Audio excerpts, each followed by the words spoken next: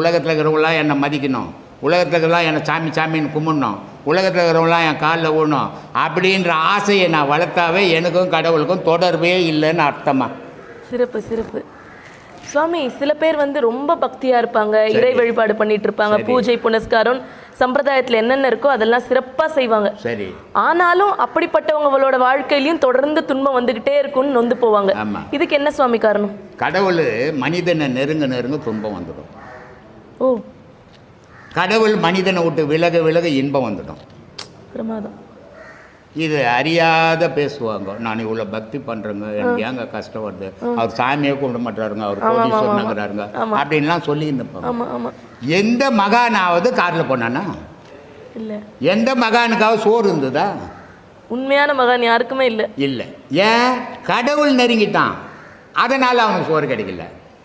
பிரமாதம். அதனால் எவன் ஒருத்தன் அதிகமாக கஷ்டப்படுறானோ, கடவுள் பக்தியில் கஷ்டப்படுறவன், சாதாரண கஷ்டம் உலக கஷ்டம் வேறு, பக்தியில் நல்ல பக்தி பண்ணி எவன் ஒருத்தன் கஷ்டப்படுறானோ கடவுள் அவனை நெருங்குறானோ. எவன் ஒருத்தன் உலக விஷயத்தில் ஓஹோனுங்கிறானோ கடவுள் அவனை விட்டு விலகிட்டான்னு அர்த்தம்.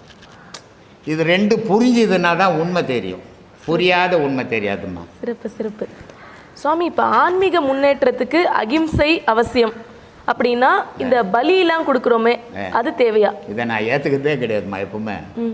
ஏன்னா இந்த பலி கொடுத்து எப்போவாவது சாமி சாப்பிட்டுதா எங்கேயாவது? நம்ம தான் சமைச்சு சாப்பிடுவோம். பலி கொடுத்துட்டு நம்ம தான் சமைச்சு சாப்பிடுவோம். அப்புறம் நீ வீட்டில் கொடுத்துக்க பலி, ஏன் கோயிலாண்ட போய் சாமி பேர் சொல்லி கொடுக்குற? இது என்னன்னா இவனுடைய மனசே ஒரு பிரமையை உண்டாக்கிக்கிறது.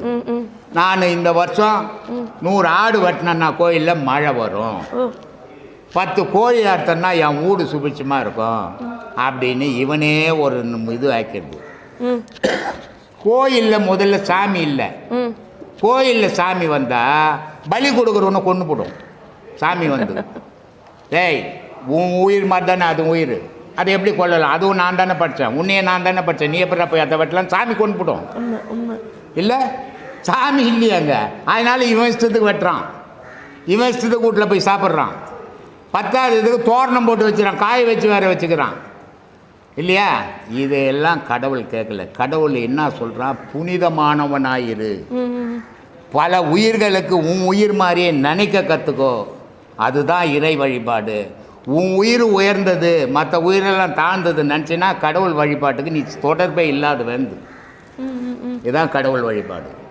கடவுள் வழிபாட்டில் அன்பு தான் இருக்கணும். அன்பு இருக்கு நம்ம கொலை பண்ணுவியா? மாட்டவே மாட்டோம். அப்போ உனக்கு அன்பு இல்லைன்னு தானே அது மேலே கொடூரமாக வெட்டுற.